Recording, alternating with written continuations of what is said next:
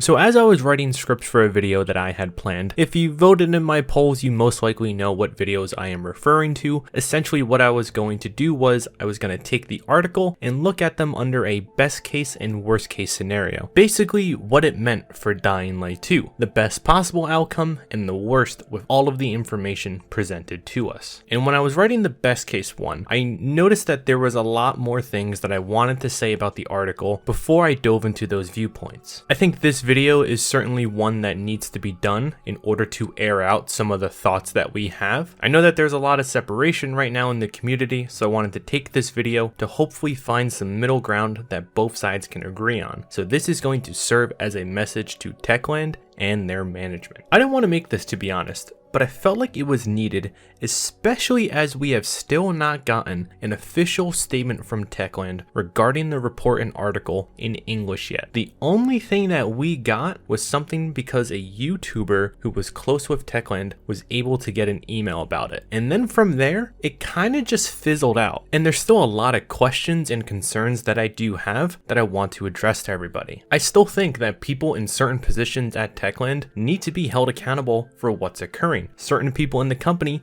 need to also back off. The whole internet had their time to flip out, called Techland every name in the book, discuss their toxic work environment, but now I think it's time for the Dying Light community to further discuss it, further discuss how they can work on it and offer up some solutions to them. Because after that report, it left the community in a constant state of doubt, worry, acceptance. It was all over the place. The community was not as binded together as it once was prior to this report being released. And with their response statement that confirmed a majority of the things actually happening, that divide grew even further. And when you have a community that is fractured, people that have been supporting your game for years start to doubt your work, that's when you know that the leadership that you currently have is not working. And it should tell you that you need to start making fundamental changes to how your workflow is going. The statement said that you take full responsibility for how the company is perceived by former and current employees, and that you're moving towards change. Okay, make that change. Let your developers develop the game that they desire. It is okay to manage, work together, strive towards success, but nothing good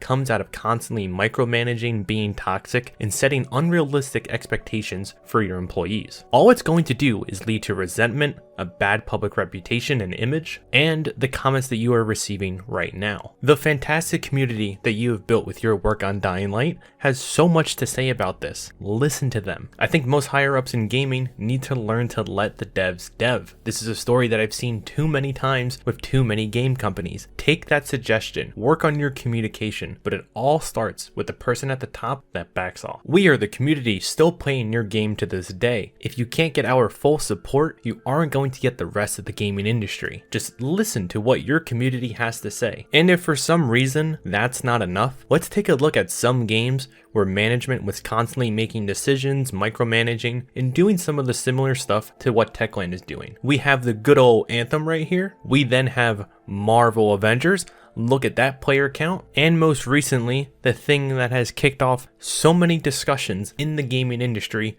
Cyberpunk 2077. I mean, just look at that player count. For a game that was supposed to revolutionize gaming, but instead fell down to some of the same failures that Techland is following, it all came tumbling down. I think both sides can agree. No matter your thoughts on the report, the article, whatever it may be, the best work comes from those with the talent and passion to work on it. Techland needs to follow that, or their game will fall a quicker death than Cyberpunk. All I want, and all what everyone wants in the community, is for a successful game to come out. You're paying the people to work, so let them work. And that is why you should let the devs dev. Shouldn't be a controversial statement, but that is everything that I had to say, and I hope the right people hear it. I wanted to voice these concerns before I did make the best and worst case scenario videos, just to get it out there and let everybody know. And since we're on the topic of those videos, I also want to say that because of my position in the community, when those videos do come out, don't use them as a confirmation bias for whichever side that you side with. All I can really do is offer speculation, give you a viewpoint, so when the time comes, listen to both of them, understand both sides, not just the one that you want to hear. And also one last thing, finally do remember that I'm just a dude that makes good old Dying Light 2 videos, who has an Uncharted tattoo on his body, who's also decently okay at Photoshop too. Like, look at that. There's me, and then there's me as Robert Downey Jr., and now I'm Ghazi.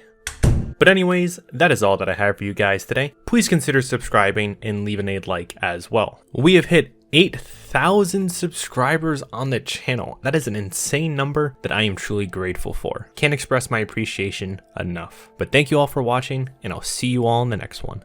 Bye bye.